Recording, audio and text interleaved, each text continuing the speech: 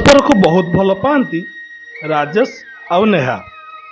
कहीं क्या सबुदिन टिके न देखिले धैर्यहरा हो पड़ती। राजेश वृत्ति जने डाक्तर आउ नेहा जने शिक्षयित्री।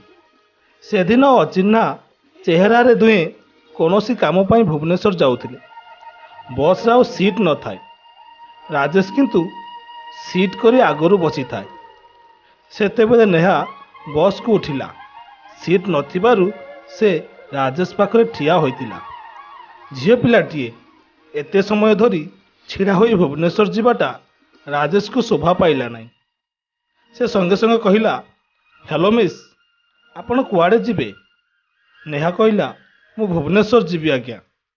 राजेश कहिला, भुवनेश्वर? ताले आपण छिड़ा हेबे काहेकि? एते बाट छिड़ा होई जाई परिबेनी। मु केते बेलठु बसीची एई सीट रे। आपण किछि समय बसी जांतु मो सीट रे। राजेशर एमिति साहाଯ୍ୟ नेहा मनरे केउ एक पुलक सृष्टि करिथिला।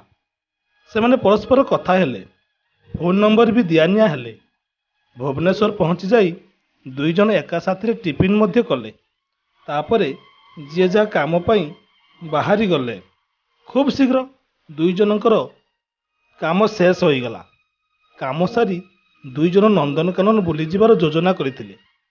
राजेश फोन कला नेहा को। तापरे नेहा और राजेश मिसी नंदनकानन बुलिले एवं शेष रे निज निज घर को फेरी गले।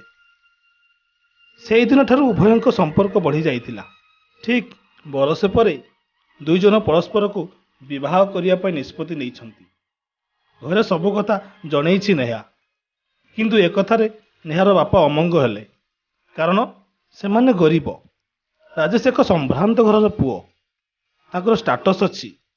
बापा तार वकील, माँ तार जड़े हाई स्कूल हेडमास्टर। सेमानक सह आम मुंड मिसिब नाही माँ, तू राजेश को भूली जा, बापा यह कहिले। नेहार माँ मध्य नेहा को बुझाई देले। हाँ रे माँ, से माने बड़ लोक, विवाह समय अनेक डिमांड मागिबे, आमे कौठु आनिबु? तू तो जने शिक्षयित्री। कौन से जने शिक्षक बर सहित तोर विवाह करदेले बास कथा सरिला। तो सह तांकर भल पड़िबो। तेणु तू राजेश को भूली जा। बापा माँ तांको कथारे अटल रहिले। आज संपूर्ण एका नेहा ता कथारे केही भी सम्मत प्रकाश करू नाहंती। कौन करिबो से? ता प्रथम प्रेम को कौन से भूली जीवो? हेले से केमिति भूलिबो? राजेश जे बहुत भल पिलाटीए। से ता बापा माँ को जेते बुझाइले भी सेमाने बुझंती नहीं। नेहा बहुत कांदे। तार इष्टदेव महाप्रभु कालिया साअंत कांदी कांदी महाप्रभु को प्रार्थना करे, हे भगवान, आज पर्यंत मु आपन को किछि मागी नहीं। आज गोटे मागुछि, मते मो राजेश को दियो। हाँ प्रभु, मते मो राजेश को दियो। नले सत कहूची, तुम्हारी आगरे मु मो जीवनटा हारिदेवी। नेहार करुण विनती, कालिया ठारे संपूर्ण समर्पण। जगा भी मौरी जाए। तापरे नेहा सबु कथा राजेश को मध्य कहिला जे ता घरे केही भी राजी हो नाहंती। राजेश नेहार कथा सुनी बहुत मन दुख कला। एमिति हेबो बोली से केबे भाबी नथिला। ता बापा माँ राजी हेबे तो? ता मन भितरे आउ एक प्रश्न झड़ ही उठिला। से मने मने साहस बांधिला। आउ सबु कथा ता माँ को जनाई देला। राजेश रो माँ कहिले, ठीक अछि, तो बापा आज आसंतु, मु सबु कथा जनईबी, तापरे जहाँ से निष्पत्ति नेबे। एहा परे संध्या बेले राजेश रो बापा घर को फेरंती। माँ तार सबु कथा जनाई देले। किंतु आश्चर्यर कथा, संगे संगे राजेश रो बापा हाँ कहीदेले। किछि भी प्रश्न कले नहीं। केमिति एमिति आश्चर्य हैला। बुझी पारु नथांती राजेश आउ तार माँ।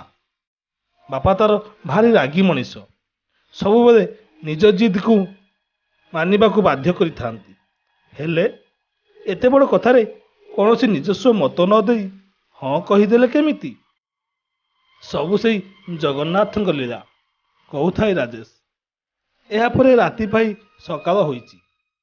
राजेश ଓ ତାର ବାପା ମା ସମସ୍ତେ ନେହା ଘରକୁ ଗଲେ। ନେହା ସମସ୍ତଙ୍କର ଆଗମନ ଦେଖି ବହୁତ ଆଶ୍ଚର୍ଯ୍ୟ ହେଲା।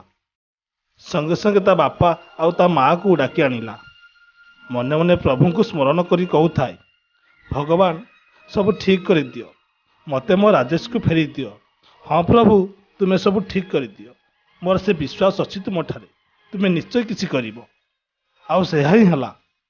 ରାଜେଶର ବାପା ମାଧବାନନ୍ଦ ସଙ୍ଗେ ସଙ୍ଗେ ନେହାର ବାପାକୁ ସମୁଦି ଡାକି କୁଣ୍ଢାଇ ଆଣିଲେ, ଆଉ ବିନା ଯୌତୁକରେ ବିବାହ କରିବାକୁ ରାଜି ହେଲେ।